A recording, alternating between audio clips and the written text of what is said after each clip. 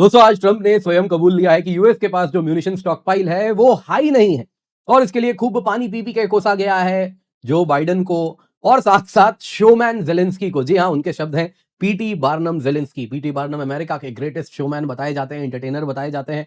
तो जेलेंस्की को भी कोसा गया है कि आज तुम्हारे वजह से हमारे म्यूनिशन स्टॉक पाइल हाई नहीं है। दोषारोपण स्टार्ट हो गया है। वही दोस्तों, अगर आप वॉल स्ट्रीट जर्नल वगैरह अमेरिकन मीडिया को पढ़े तो क्लियरली कह रहे हैं अमेरिका के जो एयर डिफेंस सिस्टम है उनके म्यूनिशंस तेजी से डिप्लीट कर रहे हैं। इस तेजी से कि अमेरिका कहीं ना कहीं इनफ फिक्स है। जो ईरान ने जिस प्रकार से काउंटर स्ट्राइक किया है उसके बाद अमेरिका थोड़ा सरप्राइज रह गया है। ट्रंप ने स्वयं कबूला है कि बिगेस्ट सरप्राइज था जो ईरान ने गल्फ पार्टनर्स के ऊपर इस प्रकार से ड्रोन वर्षा, मिसाइल वर्षा की है और हम उसके लिए तैयार नहीं थे। दोस्तों यहाँ पे साउथ कोरियन मीडिया कह रही है कि जो थर्ड है terminal high altitude aerial defence system जो साउथ कोरिया में अमेरिका ने डिप्लॉय करके रखा है नॉर्थ कोरिया के मिसाइल्स के वजह से, साथ साथ चाइना के वजह से, वो सब मूव करा दिया जाएगा और वो सब अब गल्फ जाने वाला है। और उसके साथ एक आक्रोश है, क्या इजराइल के लिए पहले अमेरिका ने गल्फ पार्टनर्स को धोखा दिया, अब साउथ कोरिया को भी धोखा दे देंगे। तो ये सारी बातें हो रही है दोस्तों। Clearly America is caught in a fix. आप देख सकते हैं अमेरिकन मीडिया में इसकी चर्चा हो रही है और इसके साथ कहा जा रहा है कि अब अमेरिका के पास एक ही ऑप्शन है, क्योंकि देखिए मिसाइल्स तो जल्दी नहीं आने वाले, साल में केवल 2000 इंटरसेप्टर बनते हैं।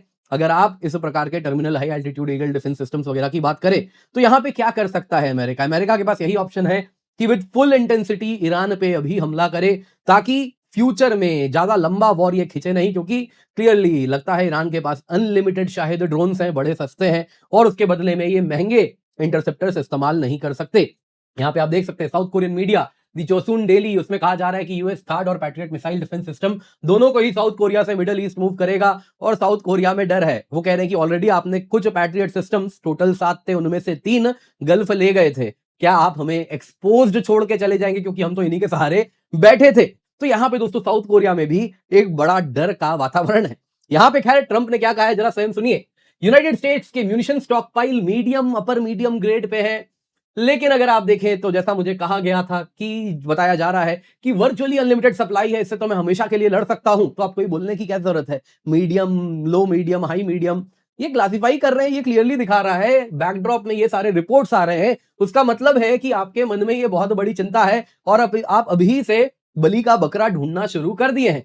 उन्होंने कहा कि देखिए हमारे जो स्टॉक पाइल है उस लेवल पे नहीं है जहां होने चाहिए थे। हमारे जो हाई ग्रेड वेपनरी है दूसरे देशों के यहां जमा किए गए हैं, ये गलत है। हमने जो स्लीपी जो बाइडन ने सब कुछ, अगर आप देखें तो PT Barnum Zelensky of Ukraine को दे दिया। पीटी बार्नम अमेरिका के ग्रेटेस्ट एंटरटेनर, शोमैन बताए जाते हैं, तो वही यूक्रेन के जेलेंस्की को कहा जा रहा है। और वो सब hundreds of billions of dollars की कीमत की थी, हमने बिल्कुल फ्री में दे दिया। और उसके बाद जेलेंस्की को देने के बाद जो स्लीपी जो बाइडन है उन्होंने उसे रिप्लेस भी नहीं किया। फॉर्चुनेटली मैंने कर दिया है, लेकिन अभी भी उस लेवल पर स्टॉक पाइल्स नहीं पहुंचे हैं। क्यों कह रहे हैं ये? क्लियरली एक टेंशन है। क्या करेंगे जब इंटरसेप्टर्स खत्म हो जाएंगे तो अमेरिका एक्सपोज्ड हो जाएगा दुनिया के सामने।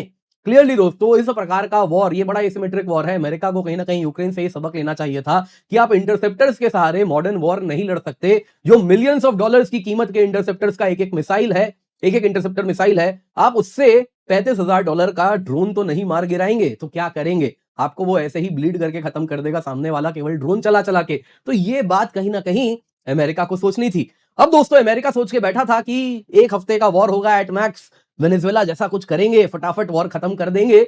आपको याद होगा ऑलरेडी कहा भी जा रहा था मार्केट खुलने के पहले संडे को ही ट्रंप, अब मुझे प्रस्ताव आ रहा है, ईरान बात करना चाहता है। फिर ईरान ने कहा हम कोई बात नहीं करना चाह रहे हैं, आपने हमारे, आप देखिए तो खमेनी साहब को मारा है, हम थोड़ी बात करेंगे, अभी तो लंबी वॉर है। तो इसके साथ ट्रंप कहीं ना कहीं बैकफुट में जा रहे हैं। सवाल यहां पे ये भी पूछा जाना चाहिए, 3 बिग ब्यूटीफुल प्लेन गिर गए हैं अमेरिका के। We know the numbers, 3 big beautiful at least.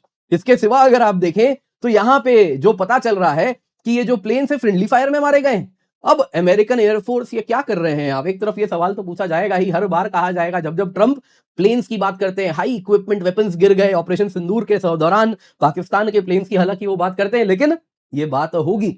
दूसरे तरफ ये भी पूछा जा रहा है, वेनेजुएला में तो आपने कहा था कि आपने कुछ सुपर वेपन्स यूज कर लिए थे, सामने वाले के आंखों से खून, नाक से खून आने लगा, भौचक्के रह गए। कहां है वो सारे वेपन्स, क्यों नहीं इस्तेमाल हो रहे? दोस्तों कहानी बड़ी सिंपल है।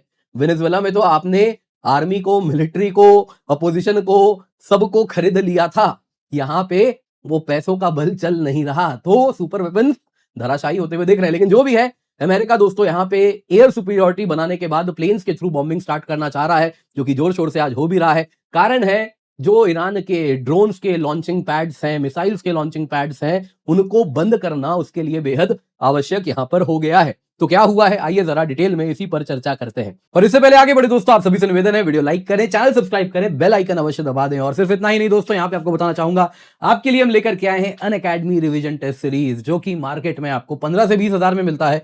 आपके लिए हम केवल 1999 रुपए में लाए हैं, जिसमें आपको मिलता है ऑनलाइन और ऑफलाइन दोनों ही मॉक टेस्ट। जी हाँ दोस्तों, आपके घर पे इस प्रकार से हम टेस्ट सीरीज भिजवाएंगे, जिसमें आप देख सकते हैं इस प्रकार से आपको बुकलेट भी मिलेगा, और इस बुकलेट के साथ साथ आपके घर पे आएगा क्वेश्चन पेपर। इस प्रकार से आपको मिलेंगे OMR।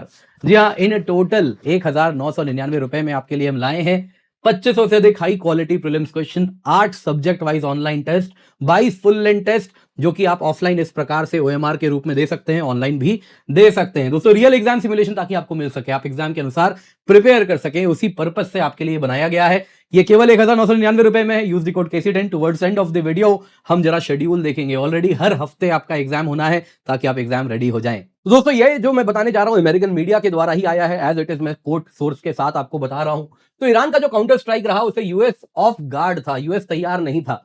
CNN ने कहा कि हमने मल्टीपल हाई लेवल सोर्सेज से कंफर्म किया है कि ईरान इस स्केल पे हमला करेगा, इस स्पीड से करेगा और इस ब्रेड्थ में, यानी इतने सारे देशों के खिलाफ करेगा।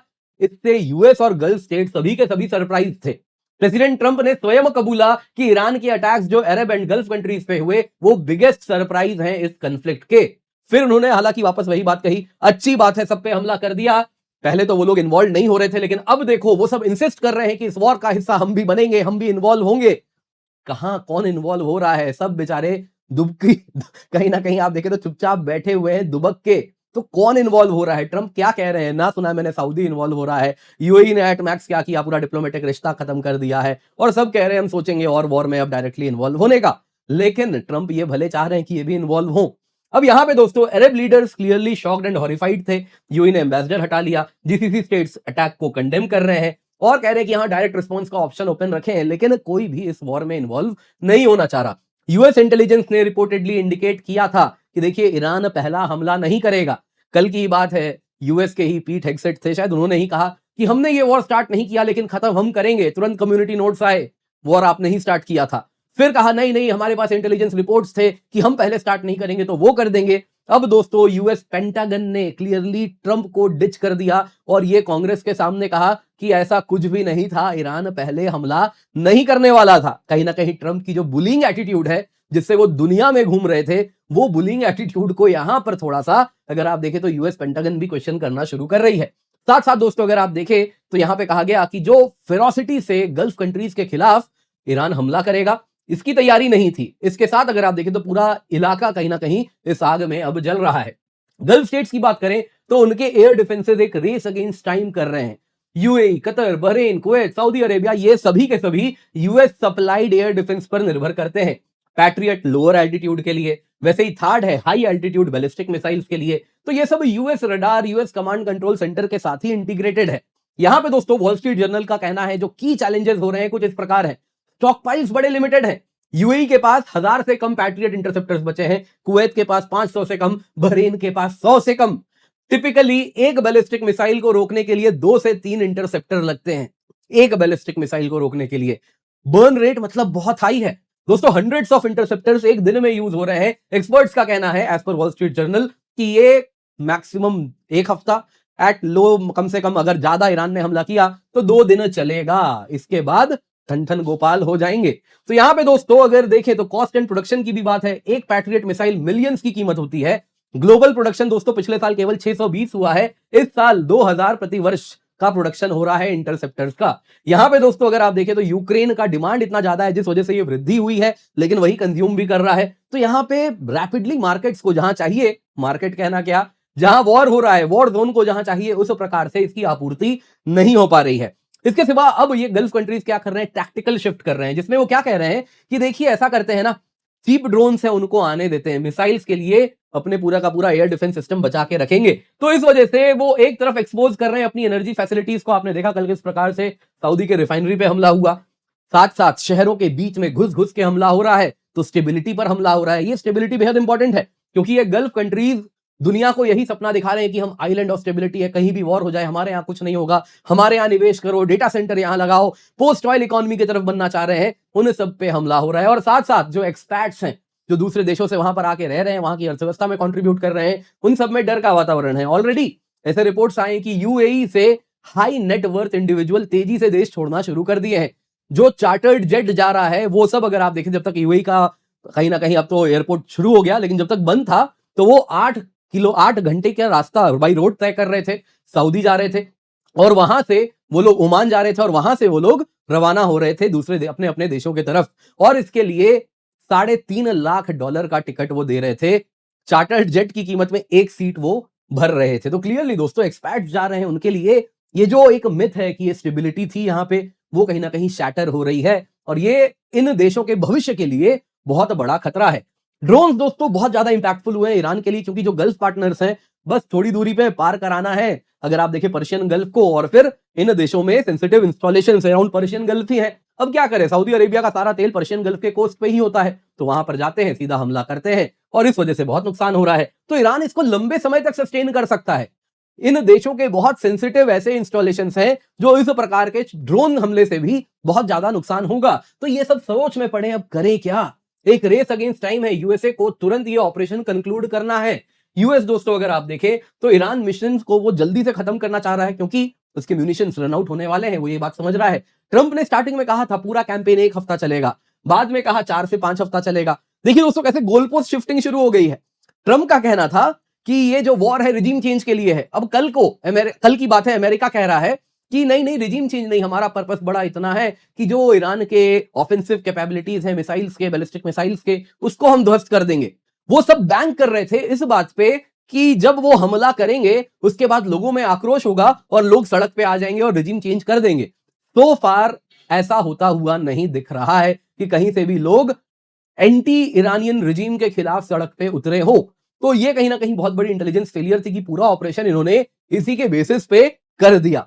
फिलहाल दोस्तों ऐसा अब तक रिपोर्ट नहीं आया, हालांकि प्रो रिजीम जबरदस्त प्रोटेस्ट होता हुआ दिखा है। और थोड़ा अगर आप देखें तो ये भी सोचिए ना, आप सिविलियन इंफ्रास्ट्रक्चर पे जब नुकसान पहुंचा रहे हैं, आप जब बॉम्बिंग कर रहे हैं, बच्चियों की, स्कूल गर्ल्स जो थे उनके स्कूल के ऊपर हमला कर दिया, कितनी बच्चियां मारी गई, सिविलियन इंफ्रास्ट्रक्चर को मारेंगे, तो लोग आपके लिए तो फिर रिजीम चेंज की बात नहीं करेंगे। वो कहेंगे हमारे बच्चे जब जा रहे हैं तो उससे तो बेहतर है कि यही रिजीम बेहतर है। तो ये बहुत बड़ा टैक्टिकल फेलियर भी माना जा रहा है कि आप सिविलियन इंफ्रास्ट्रक्चर को हिट करके ये सोचिए कि सिविलियन आपके लिए रिजीम चेंज प्रोटेस्ट करेंगे, तो ये कहीं ना कहीं होना बड़ा मुश्किल है। पेंटागन दोस्तों हालांकि कह रहा है कि हम तेजी से अपने जो स्टॉक पाइल्स हैं, पैट्रियट के, थार्ड इंटरसेप्टर्स के, टोमाहॉक्स के, एयर लॉन्च वेपन्स के, उसको रिप्लेनिश करेंगे। तो इसके लिए जो पैसिफिक में रिजर्व्स हैं वहां से पूरा का पूरा, अगर आप देखें तो इंटरसेप्टर्स लाने की मांग की जा रही है। यूएस दोस्तों इस वक्त ऑल इन जाना चाह रहा है। आप देखेंगे आज के दिन में, कल के दिन में full scale, full power, full might के साथ यूएस वॉर में एंटर करेगा। कारण है Iranian missile sites, Iranian drone sites, इनको अभी ध्वस्त करना है, क्योंकि अगर ये इसी प्रकार से फायर करते रहे तो इनके पास इंटरसेप्टर्स बचे नहीं है, तो करेंगे तो करें क्या? तो अभी इसे खत्म करना बेहद आवश्यक है। अगर यूएस सक्सेसफुल हुआ तो ये निर्णायक दौर हो सकता है वॉर का। लेकिन दोस्तों यहां पे अगर आप देखें तो साउथ कोरिया बड़ा नाराज है। वो कह रहा है कि देखिए, इजराइल के लिए पहले तो आपने गल्फ को डिच किया, अब साउथ कोरिया को भी डिच कर रहे हैं। यहां पे दोस्तों साउथ कोरिया का एक मीडिया है, इंग्लिश में चोसुन डेली जिसको कहते हैं, उन्होंने मार्च 3, 2026 यानी आज रिपोर्ट किया है कि US actively south Korea force जो है उनके यूएसएफ के, वहां के air defence assets middle east लेके जाएगा अगर ऑपरेशंस लंबे चले। थर्ड बैटरी जो कि अगर आप देखें तो सियोंगजू में है, along with all its interceptors US ले जाएगा। पैट्रियट बैटरीज जिनमें से 8 में से 3 ऑलरेडी पिछले साल मूव कर दिए गए थे गल्फ में, बाकी भी चले जाएंगे। MQ-9 रीपर यूएवीज वो भी ले जाएगा। तो इसके साथ कहीं ना कहीं चाइना की जो लंबे समय से मांग थी कि ये सब हटाओ तुम साउथ कोरिया से, यूएस ना चाहते हुए भी वो पूरा कर रहा है। क्लियरली दोस्तों अगर आप देखें तो यहाँ पे साउथ कोरिया बड़ा नाराज है। वो कह रहा है कि आप तो हमें एक्सपोज छोड़ दे रहे हैं, तो ये गलत है, ऐसा मत कीजिए, कहीं ना कहीं आप पे हम कैसे भरोसा करेंगे। दोस्तों यहाँ पे ट्रंप इसलिए क्या कर रहे हैं, बिग वेव ऑफ स्ट्राइक्स इस वक्त वो चाह रहे हैं कंप्लीट करना, क्योंकि वो समझ रहे हैं म्यूनिशन टाइमलाइंस बड़े स्ट्रिक्ट हैं। कुछ समय के बाद म्यूनिशन जब खत्म हो जाएंगे फिर क्या होगा, तो पूरा का पूरा उनके गल्फ पार्टनर्स एक्सपोज हो जाएंगे, टोटली वल्नरेबल हो जाएंगे। तो इसलिए वो चाहते हैं कि अभी एग्जीक्यूट करें ऑपरेशन को और इसे अभी का अभी रैप अप करें। लेकिन देखिए वॉर है, आपके चाहने या न चाहने से तो नतीजा वैसा नहीं आता, वो तो निर्भर करता है सामने वाला उस पर कैसे रिस्पॉन्ड करेगा। तो वॉर कहीं ना कहीं अमेरिका चाहेगा अब निर्णायक दौर में एंटर करना शुरू करे।